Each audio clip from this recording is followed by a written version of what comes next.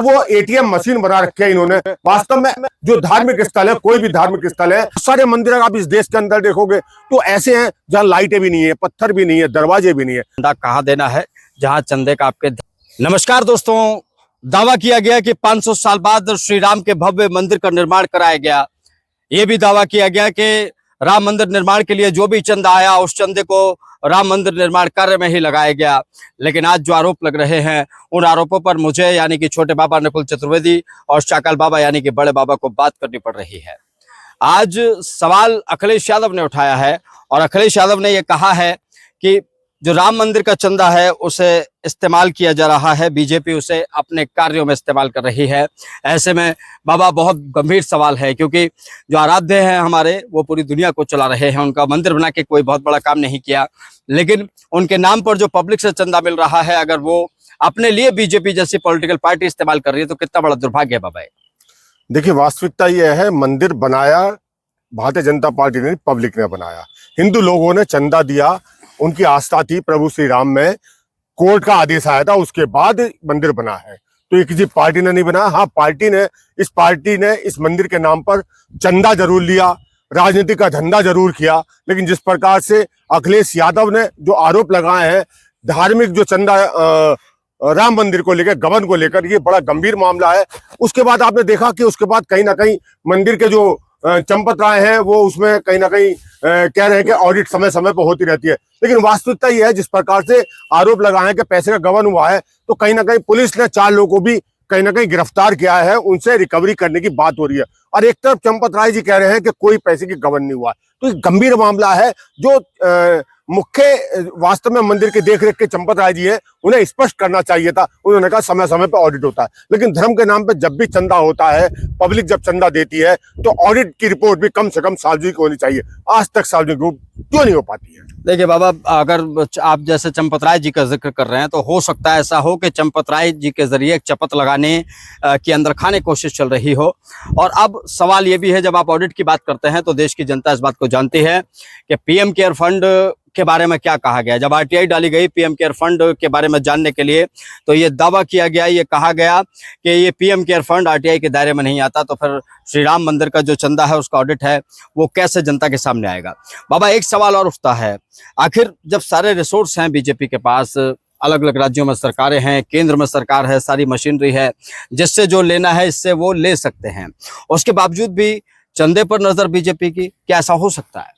तो मुझे लगता है प्रभु श्री राम जो है, प्रभु श्री राम से इन लोगों को डर नहीं लगता। आपने देखा जिस प्रकार से मंदिर का जो निर्माण हुआ, मंदिर की जो नींव रखी गई, मंदिर का शिलान्यास किया गया, मंदिर की प्राण प्रतिष्ठा की गई, आपने देखा वो कहीं ना कहीं विवादों के में, जब क्या नाम है शिलान्यास किया गया था, निर्माण किया गया, उसका नींव रखी गई थी, तो आपने देखा एक किसी ना किसी स्त्री को बैठना होता, लेकिन पुरुष ने कहीं ना कहीं प्रधानमंत्री ने उसकी पूजा करी।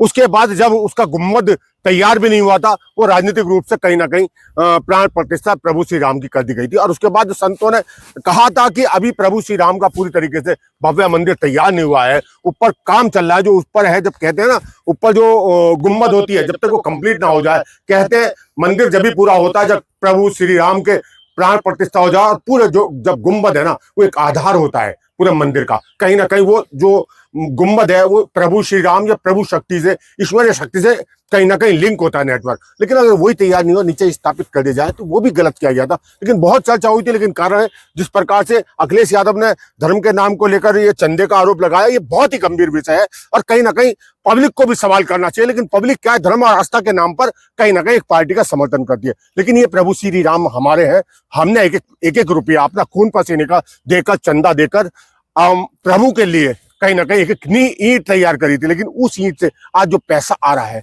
उसको किस तरीके से कौन किस तरीके से गबन किया जा रहा है और कौन है करने वाले। आप ये देखिए किस प्रकार से ये बड़ी दुखदायी है कि हिंदुओं का मंदिर और हिंदू ही गबन कर रहे हैं। देखिए बाबा, एक चीज और दर्शकों को समझनी पड़ेगी, मौजूदा सरकार हिंदुत्व के नाम पर बनी अलग अलग मंदिरों में, लेकिन जो वीआईपी कल्चर की थी, दर्शन की व्यवस्था, वो ये सरकार खत्म नहीं कर पाई। ये हिंदुओं के नाम पर बनी वीआईपी कल्चर तो खत्म हुआ ही नहीं, साथ ही ये भी आरोप लगे कि केदारनाथ जैसे पुरातन मंदिर वहां से भी सोना निकाला गया है।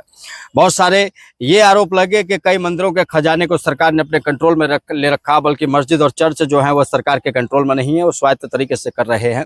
तो बाबा, सबसे बड़ा सवाल यही है, क्या बीजेपी की नज़र, बीजेपी को ये पता है कि इस देश में सनातन धर्म के लोग इतने अंधे हैं कि वो अपने आराध्य के लिए जो कुछ भी होगा, गरीब से गरीब आदमी भी 10 रुपए तो देकर चढ़ाकर जाएगा ही जाएगा, और इन्हें इस बात का पता है कि ऐसा होगा।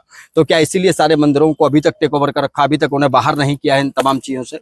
आपने जिस प्रकार से बाबा कहा ना, जिस प्रकार से बद्रीनाथ पे भी आपने देखा वीआईपी कल्चर का विरोध हुआ, उसके बाद आपने कहीं ना कहीं सोने की बात कही, वो चर्चा है लेकिन स्थिति निकल के नहीं आई। लेकिन जिस प्रकार से जो चढ़ावा मंदिर का आपने देखा, तो मंदिरों में जा रहा, उसके नाम पर हेली सुविधा, घर की सुविधा, खाने की सुविधा कहीं ना कहीं जो कमेटी के लोग लेते हैं, तो वो कहीं ना कहीं जो चंदा है, जो पब्लिक का चंदा, उसका दुरुपयोग करने वाली बात है। और अब तो ये पूरा गबन और डकैती का मामला है कहीं ना कहीं से। जिस प्रकार से श्री राम मंदिर के चंदे को कहीं ना कहीं गबन किया जा रहा है, ये बड़ा ही गंभीर विषय है, और इसमें कमेटी को कहीं ना कहीं स्पष्ट जवाब देना चाहिए। जिस प्रकार से कह रहे हैं ऑडिट रिपोर्ट समय समय पर होती रहती है, ऑडिट रिपोर्ट में पूरी स्पष्ट कहना चाहिए। जिस प्रकार से अखिलेश यादव ने आरोप लगाया, बड़ा गंभीर आरोप है। अब तो सीधा सीधा भगवान श्री, जिसके नाम पे सत्ता सरकार सिस्टम बना के लेकर आए हो, अब उसके धन की भी कम से कम चोरी का अगर आप पे इल्जाम लग रहा है, तो बड़ा ही दुर्भाग्य है बाबा। बिल्कुल बाबा, ये तो देखिए इल्जाम लग रहा है, साबित होगा नहीं होगा, आवाजें दबेंगी या उछलेंगी, ये सब तो वक्त की बात है। क्योंकि पहले भी जो आवाजें उठी, उन तमाम आवाजों को दबा दिया गया या वो खामोश हो गई, वो आवाज दोबारा नहीं उठी। चाहे राघव चड्ढा का उदाहरण हो, चाहे वो कांग्रेस के गौरव वल्लभ का उदाहरण हो, ये वो नेता थे जो अपने अपनी पार्टियों में जब रहा करते थे तो मौजूदा सरकार पर जबरदस्त हमला किया करते थे और फला पार्टी की ताकत बना करते थे, जनता की आवाज बना करते थे। लेकिन देखा दोनों को कैसे अपनी अपनी पार्टियों में बुलाया गया, शामिल कराया गया और उनकी आवाज को दबा दिया गया। आज ये सवाल एक और बड़ा गंभीर आ जाता है, जो हम सबसे अंतिम सवाल जिस पर हम लोग बात कर रहे हैं। सवाल ये है कि जो धर्म के नाम पर जो राजनीति की एक नैया बढ़ाई गई, एक जो नाव को सागर में उतारा गया, वो कितने दिनों तक चलेगी? दूसरा सवाल ये बाबा कि ये आखिर कब तक चलेगा कि आपने राम मंदिर के नाम पर हो सकता है बहुत बड़ा फंड इकट्ठा हो रहा हो, क्योंकि राम मंदिर का आंदोलन बीजेपी का आज का नहीं है, 2014 का आंदोलन नहीं है, उससे बहुत पहले से चल रहा था। वो कितना चंदा इकट्ठा हुआ राम मंदिर के नाम पर, वो कहाँ गया? उसके बाद जब राम मंदिर निर्माण की बात आई कोर्ट के आदेश के बाद, तो उसके बाद जो राम मंदिर के नाम पर चंदा आया राम जन्मभूमि ट्रस्ट के लिए, वो चंदा कहाँ गया? जो पीएम केयर फंड के लिए चंदा आया, वो चंदा कहाँ गया? इसके अलावा जो डिजास्टर के टाइम पर जो एक और सिस्टम बना हुआ था केंद्र सरकार का, उसमें जो चंदा आया, वो सारा चंदा कहाँ गया? तमाम चंदे का हिसाब आज बीजेपी की मौजूदा केंद्र सरकार नहीं दे रही है। बाबा, इसके पीछे का वाजिब कारण क्या हो सकता है? जनता को थोड़ा सा समझाइए। देखिए, वास्तव में क्या है, इन लोगों ने प्रभु को, परमात्मा को, ईश्वर को, जो आम जनता के जो इष्ट है, गुरु है, उनको इन्होंने सिर्फ धंधा मान लिया है। जिस प्रकार से आपने देखा प्रभु श्री राम की अयोध्या में, अगर आपने देखा तो एक जमीन का विवाद भी आया था, जो लाखों में खरीद कर करोड़ों में दी गई थी। और आपने देखा जिस प्रकार से एक कैंटीन का ही मामला आया था, गुजरात के कंपनियों को दे दिया गया था, किसी ना कहीं सरकार के लोगों को फायदा देने के लिए। वो चाय सैकड़ों रुपए में बेची जा रही थी, उसके बाद विवाद हुआ तो कहीं ना कहीं वो ठेका भी। तो आपने देखा इन लोगों ने कहीं ना कहीं जिस प्रकार से धार्मिक स्थान को अपना राजनीतिक एजेंडा बना रखा है, और वो एटीएम मशीन बना रखी है इन्होंने। वास्तव में जो धार्मिक स्थल है, कोई भी धार्मिक स्थल है, सरकार को सिस्टम बनाना चाहिए, लेकिन इस सरकार से हमें उम्मीद इसलिए नहीं है। कोई भी धार्मिक स्थल है, वो चर्च हो, मंदिर हो, मस्जिद हो, गुरुद्वारा हो, ऑडिट रिपोर्ट हो, क्योंकि पब्लिक का पैसा होता है, श्रद्धालुओं का पैसा होता है, उनकी रिपोर्ट सार्वजनिक होनी चाहिए कि फला।